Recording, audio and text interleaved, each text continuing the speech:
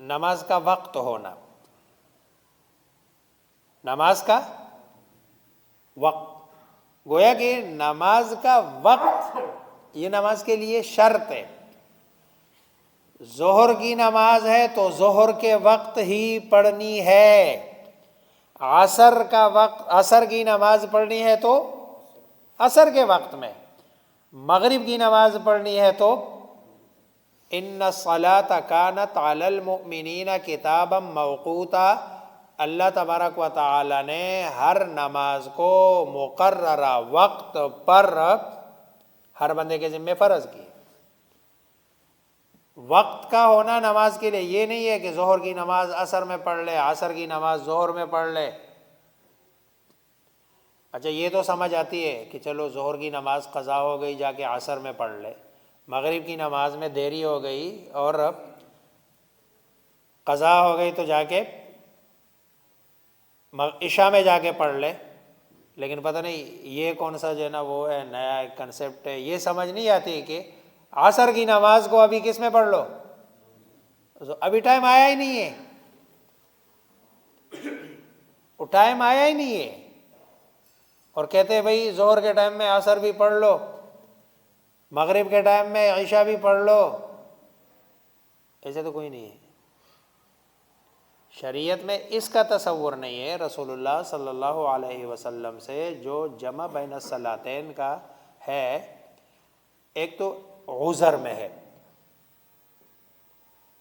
یعنی عذر ہے، بارش اتنی زیادہ ہے، لیکن نا یہ عذر بھی نا مطلب ہے عسکری 14 میں تو کم از کم قابل قبول نہیں ہے۔ ادھر اگر بہت زیادہ بارش ہو تو کیا ہے، ہر بندے کے پاس گاڑی ہے، یعنی گاڑی ہے، دیہات ہے، گاؤں ہے، جہاں جناب وہ بجلی کا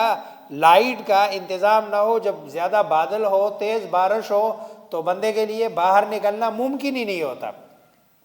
تو ایسی صورت میں پھر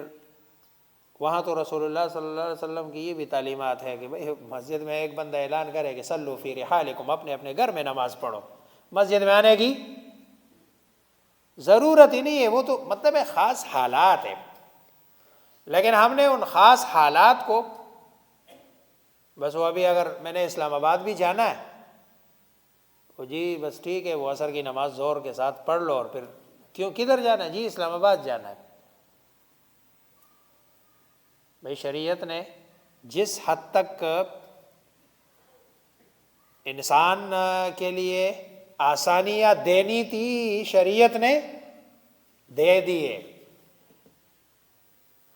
تو ان الصلاۃ کانت علی المؤمنین کتابا موقوتا، ہاں اگر مطلب ہے آپ کو ٹائم کی کمی ہے یا ٹائم کا وہ ہے، آپ نے نماز پڑھنی ہے تو جمع بین الصلاتین کی، یعنی دو نمازوں کو جمع کرنے کی ایک صورت یہ ہے کہ ٹھیک ہے آپ سفر پہ جا رہے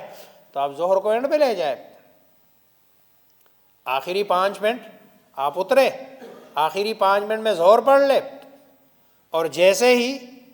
آپ کی ظہر ختم ہو 1 آدھ منٹ کا انتظار کر لے، آپ کے عصر کا ٹائم آ جاتا ہے۔ اب دیکھو نا ایک تصور ہے نا، ذہن میں ایک سوال اٹھتا ہے،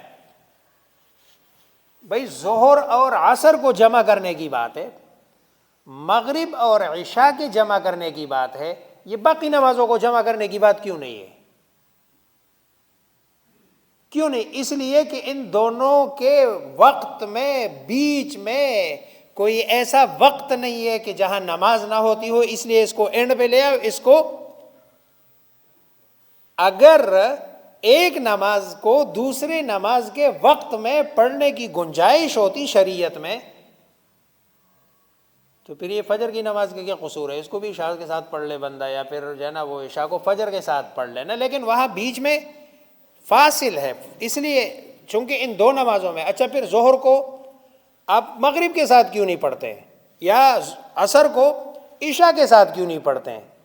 دیکھو یہاں 2 نمازیں، صرف 2 نمازیں ظہر اور عصر، کیونکہ دونوں کا ٹائم یہ ختم ہوتا ہے یہ داخل ہوتا ہے، مغرب عشاء یہ ختم ہوتا ہے یہ داخل۔ اس کا مطلب ہے کہ یہ صورتاً جمع ہے، حقیقت میں جمع نہیں ہے، یہ نماز اپنے وقت میں، وہ نماز